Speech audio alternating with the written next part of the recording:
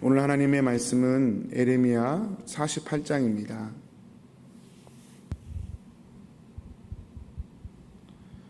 36절에서 47절 말씀 보겠습니다.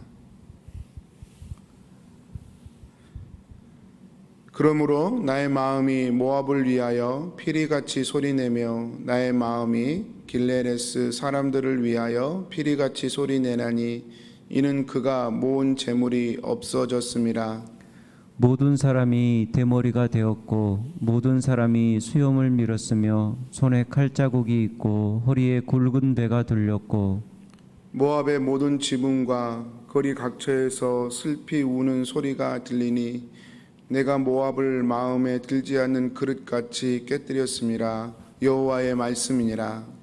어찌하여 모압이 파괴되었으며 어찌하여 그들이 애곡하는가. 모압이 부끄러워서 등을 돌렸도다. 그런즉 모압이 그 사방 모든 사람의 조롱거리와 공포의 대상이 되리로다. 이는 여호와의 말씀이니라. 보라, 그가 독수리같이 날아와서 모압 위에 그의 날개를 펴리라. 성읍들이 점령을 당하며 요새가 함락되는 날에 모압 용사의 마음이 상고를 당하는 여인 같을 것이라. 모압이 여호와를 거슬려 자만하였으므로 멸망하고 다시 나라를 이루지 못하리로다. 여호와의 말씀이니라. 모압 주민아, 두려움과 함정과 올무가 내게 닥치나니 두려움에서 도망하는 자는 함정에 떨어지겠고 함정에서 나오는 자는 올무에 걸리리니 이는 내가 모압이 벌받을 해가 임하게 할 것임이라. 여호와의 말씀이니라. 도망하는 자들이 기진하여 헤스본 그늘 아래에 서니 이는 불이 헤스본에서 나며 불길이 시온 가운데 나와 모압의 살적과 떠드는 자들의 정수리를 사름이로다. 모압이여, 내게 화가 있도다. 그모스의 백성이 망하였도다. 내 아들들은 사로잡혀 갔고 내 딸들은 포로가 되었도다. 그러나 내가 마지막 날에 모압의 포로를 돌려보내리라. 여호와의 말씀이니라. 모압의 심판이 여기까지니라. 아멘. 모압에 관한 심판의 말씀이 굉장히 깁니다. 48장 전체가 47절까지 있어서 저희가 지금 3일 동안 모압에 관한 심판을 살펴보고 있습니다. 상당히 큰 저주고 심판이죠. 37절부터 그 내용이 대머리가 되고 수염을 밀고 고통의 표현입니다. 지붕에서 슬피 울고 마치 토기장이가 마음에 들지 않는 그릇을 그냥 무차비하게 던져서 깨버리는 것처럼 하나님께서 모압을 그렇게 심판하실 것을 이렇게 말씀을 하십니다. 모든 절절이 다 모압이 당할 심판이 얼마나 참혹하고 무서운지를 보여주는 그런 구절들입니다. 그런데 오늘 말씀은 그렇게 하나님께서 모압을 심판하심에도 불구하고 모압을 동시에 또 얼마나 사랑하시는지를 보여주는 그런 말씀이라고 할 수 있습니다. 하나님께서 모압 사람들이 고난과 환난에 빠지는 것을 보고 즐거워하지 않으셨습니다. 그리고 그것을 의도하지도 않으셨습니다. 그리고 굉장히 고통스러워하시고 힘들어하셨습니다. 오늘 말씀 36절이죠. 여러분 한번 보시겠습니까? 그러므로 나의 마음이 모압을 위하여 피리같이 소리내며 나의 마음이 길레레스 사람들을 위하여 피리같이 소리내나니 이는 그가 모은 재물이 없어졌음이라. 하나님께서 피리같이 소리를 내겠다, 그렇게 말씀하십니다. 소리 낸다는 표현이 영어로 보니까 라멘트인데요, 라멘트는 극도의 슬픔을 표현할 때 내는 소리입니다. 라멘트. 하나님께서 라멘트 하시겠다는 것입니다. 왜 그렇게 하시겠습니까? 이 모압을 사랑하셨기 때문입니다. 모압이 심판당하는 걸 원치 않으셨기 때문입니다. 요나서에서도 하나님께서 그런 비슷한 말씀을 하시죠. 느느웨 백성들을 사랑하시죠. 좌우를 분별하지 못하는 사람이 12만 있는데 내가 어찌 그들을 사랑하지 않겠느냐, 어떻게 버려두겠느냐 요나에게 말씀하시죠. 그리고 그들에게 회개를 설명하시고 명령하시고 심판을 돌이키게 하십니다. 디모데전서 4장 2절에 보면 하나님은 모든 사람이 구원을 받으며 진리를 아는 데 이르기를 원하시느니라 그렇게 말씀합니다. 모든 사람이 구원받기를 원하시고 하나님의 자녀가 되기를 원하십니다.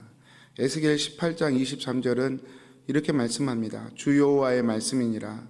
내가 어찌 악인이 죽는 것을 조금인들 기뻐하랴. 그가 돌이켜 그 길에서 떠나 사는 것을 어찌 기뻐하지 아니하겠느냐. 하나님께서 악인들이 심판받는 걸 어찌 조금인들 기뻐하겠느냐 말씀하십니다. 왜 그럴까요? 하나님께서 그들을 사랑하시기 때문에 그렇습니다. 에레미야서에서는 유독 이스라엘이 아닌 이방 민족들을 향한 심판과 이런 정죄의 말씀이 많이 나와 있습니다. 여러분, 왜 그들이 심판을 받는 것입니까? 우리가 오해하지 말아야 돼요. 그들이 심판을 받는 것은 이스라엘을 무시하고 미워했기 때문만이 아닙니다. 죄송합니다. 너희들이 내 백성을 괴롭히면 이렇게 된다는 것을 보여주시려고 하나님이 지금 이방 민족들을 핍박하는 게 아닙니다. 심판하는 게 아닙니다. 여러분, 만약에 이스라엘을 괴롭히고 미워했다는 것만으로 심판을 받는다면 하나님께서 이렇게 모압을 심판하시면서 마음이 슬프실 이유가 없지요. 지금 하나님께서 이스라엘 백성들을 심판하실 뿐만 아니라 이방 민족을 심판하신 것은 물론 이방 민족이 이스라엘을 무시하고 괴롭힌 것도 분명히 죄지만 그것 때문만이 아니라 하나님을 알 수 있는 형편이었음에도 불구하고 하나님을 거역하고 자신을 인생의 주인으로 삼아 살아가 버렸던 그 본질적인 죄 때문에 결국은 심판을 받는 것입니다. 여러분, 그래서 하나님을 버려버린 이스라엘을 심판하신 것과 하나님을 버려버린 모압을 심판하는 것이 크게 다르지 않다라고 하는 것이죠.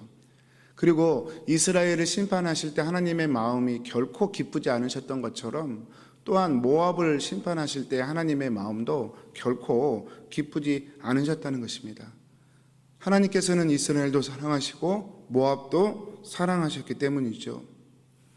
제가 어느 날 어떤 칼럼을 읽다가 한번 크게 혼자 웃은 적이 있습니다. 어떤 글이었냐면 강아지도 우울증에 걸린다고 그래요. 강아지도. 그런데 뭐 여러 이유들이 있겠지만 제가 한 가지 이유를 듣고 크게 한번 웃은 적이 있는데요. 강아지가 그렇답니다. 평소에 주인의 사랑을 받으면서 주인만 쳐다보고 이렇게 살다가 어느 날 거울이라는 것을 보면서 자신의 강아지의 모습을 보고 이게 내 모습이구나 하는 것을 깨닫는 순간이 있대요. 그러면 굉장히 우울해 한다는 것입니다. 아니 왜? 여러분 그렇게 질문하실 겁니다. 근데 이유가 너무 재밌어요. 이 강아지가 평상시 사람의 사랑을 받고 사람만 쳐다보고 사니까요. 여러분 눈에 보이는 대로 자기 이미지를 투영하지 않습니까? 이 강아지가 자기가 사람의 모양인 줄 착각한다는 것입니다. 눈으로 보는 게 전부 사람이니까 나도 저런 모습일 거야 라고 생각한다는 거예요. 함께 뒹굴고 자고 먹으니까 자기도 사람인 줄 안다는 것입니다. 그런데 어느 순간 자기의 외모가 사람이 아닌 강아지인 것을 깨닫는 순간 여러분 이 강아지가 자신의 모습이 강아지라는 것을 알고 크게 실망하고 우울해한다는 것입니다. 참 믿기지 않는 이야기인데요. 참 재미있는 이야기고 그럴 수 있겠다 하는 생각이 좀 듭니다. 눈에 보이는 것으로 자기를 투영시키니까요. 사람마다. 동물도 마찬가지일 거다 생각이 듭니다. 여러분 이스라엘이 하나님의 일방적인 사랑, 전적인 사랑을 받았습니다. 그렇죠? 그런데 그 사랑을 복으로 누리지 못했어요. 구약 성경에 보면. 결국에는 바벨론에게 멸망하고 흩어지고 나라가 망하는 그런 비참한 자리까지 가게 되었습니다. 왜 그렇게 되었습니까? 그것은 삐뚤어진 선민사상 때문입니다. 삐뚤어진 선민사상. 삐뚤어진 선민사상이란 자신들만 하나님이 택하신 백성이라는 것이죠. 그래서 자신들은 택한 백성이기 때문에 어떤 죄를 저질러도 자신들은 결코 심판받지 않을 거라는 사상입니다. 이것이 삐뚤어진 선민 사상이에요.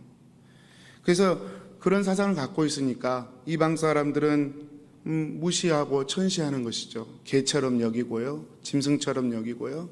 심지어는 유대인 랍비들은 이방인들을 향해서 지옥의 불을 지피는 땔감이다 라고 표현할 정도로, 공공연하게 표현할 정도로 그렇게 자신들만의 독특함을 강조했었습니다. 마치 부자 아빠를 둔 철없는 아들이 아빠가 힘들게 번 돈을 막 쓰면서, 그것도 자기 쾌락을 위하여 불법으로 막 쓰면서도 전혀 두려움 없어 하고 자신을 특별하게 여기는 것과 같은 이치입니다. 바로 그런 삐뚤어진 생각 때문에 이스라엘은 타락했고, 그것 때문에 비참한 심판의 자리에까지 가게 된 것이죠. 아닙니다. 그렇지 않습니다. 이스라엘은 자신들을 선택하고 사랑하시는 하나님의 사랑을 겸손하게 바라보아야 했습니다. 겸손하게요. 바른 선민 사상을 가져야 했습니다. 하나님이 나를 먼저 택하신 것은 나만 사랑해서가 아니라 이 땅의 모든 민족을 사랑하셔서 나를 먼저 부르신 것임을 겸손하게 깨달아야 했습니다. 하나님은 모압도 사랑하시고 에돔도 사랑하시고, 그래서 하나님께서 이스라엘을 부르셔서, 자신들을 부르셔서 그들을 하나님의 백성으로 삼기 위한 도구로 쓰고 계심을 겸손하게 깨닫고 순종해야 했을 것입니다. 그런데 이스라엘은 그렇게 하지 못했습니다. 이스라엘은 모든 민족을 위한 하나님의 사랑을 자신들만을 위한 하나님의 사랑으로 왜곡시켜 버렸습니다. 오늘 말씀의 처음과 끝은요, 하나님은 모압 족속을 위해서 이스라엘 못지않게 얼마나 큰 사랑을 갖고 계신지를 보여주고 계시는 말씀으로 처음과 끝이 맺어져 있습니다. 36절은 아까 살펴보았으니까 47절 말씀 한번 보시겠습니다. 그러나 내가 마지막 날에 모압의 포로를 돌려보내리라. 여호와의 말씀이니라. 모압의 심판이 여기까지니라. 여러분, 심판의 끝에서 하나님이 모압이 다시 회복될 것이라고 말씀하십니다. 그런데 사실 이 말씀은 하나님께서 좀 전에 말씀하셨던 42절과 모순됩니다. 42절에는 하나님께서 뭐라고 말씀하시냐면, 모압이 여호와를 거슬려 자만하였으므로 멸망하고 다시 나라를 이루지 못하리로다, 그렇게 말씀하셨어요. 모압의 교만이 너무 지나쳐서 하나님이 완전히 흩어버리실 것이고 다시는 나라를 회복하지 못하게 할 것이다 말씀하셨어요. 근데 47절에서는 모압에게 포로에서 되돌아오게 해주시겠다 약속하시는 것입니다. 이 말이 좀 안 맞는 것처럼 보입니다.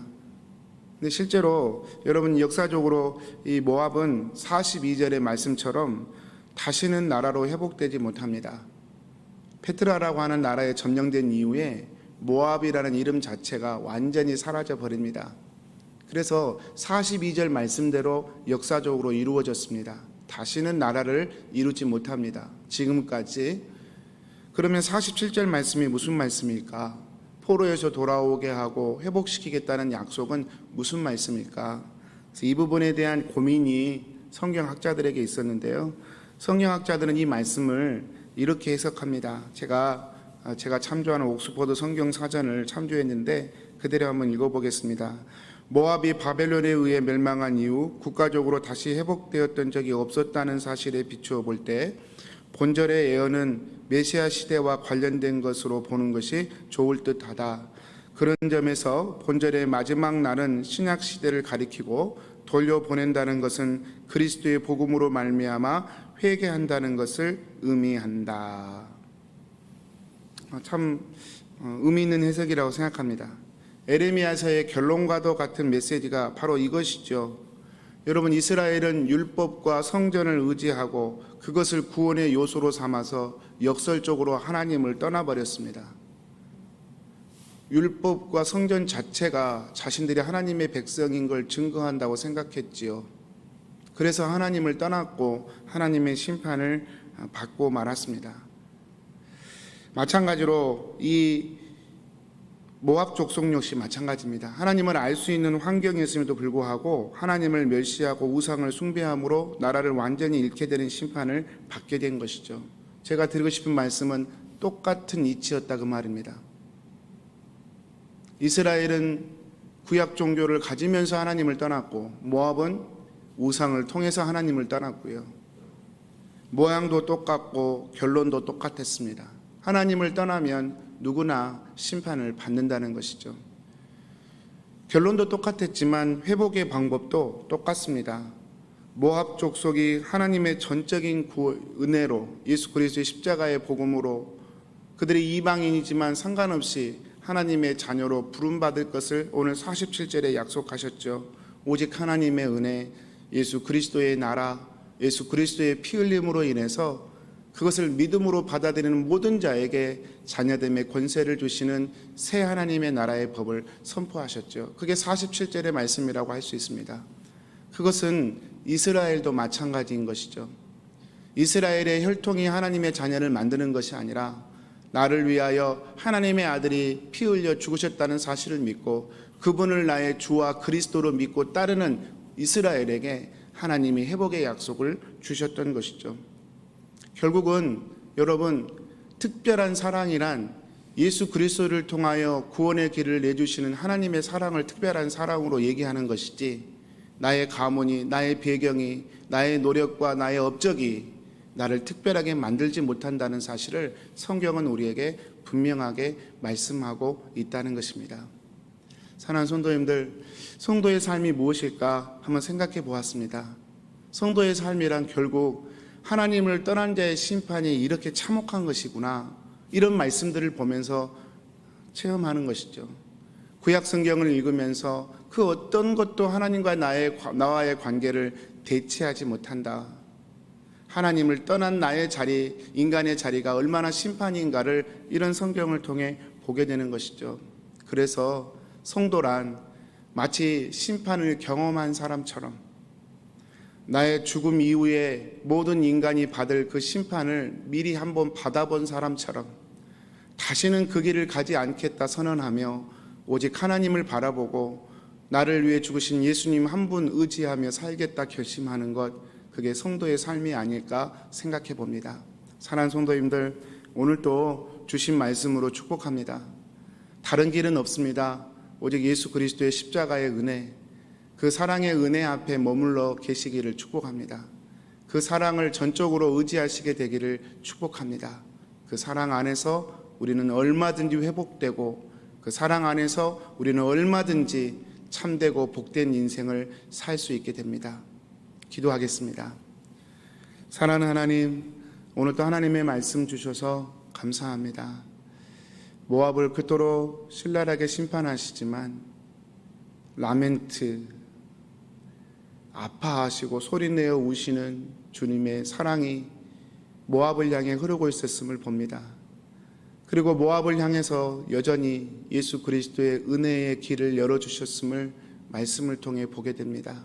사랑하는 주님, 오늘도 나를 통해서 열방을 구원하시는 하나님의 뜻을 보게 해 주옵소서.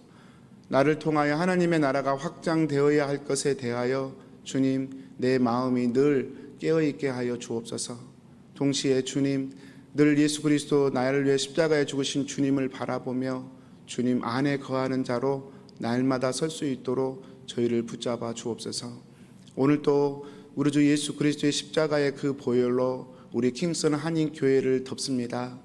주님, 우리 사랑하는 킹슨 한인교회 성도들 한 분 한 분들을 덮으시고 가정들을 덮으시고 주님의 처소 삼아주시고 주님의 교회에 삼아 주시옵소서. 어둠의 권세 일절 틈타지 못하도록 주님 막아주시고 오늘 하루도 주님의 평강과 기쁨이 흐르도록 역사하여 주옵소서. 의지하옵고 예수님의 이름으로 기도합니다. 아멘. 하늘에 계신 우리 아버지여, 이름이 거룩히 여김을 받으시옵소서.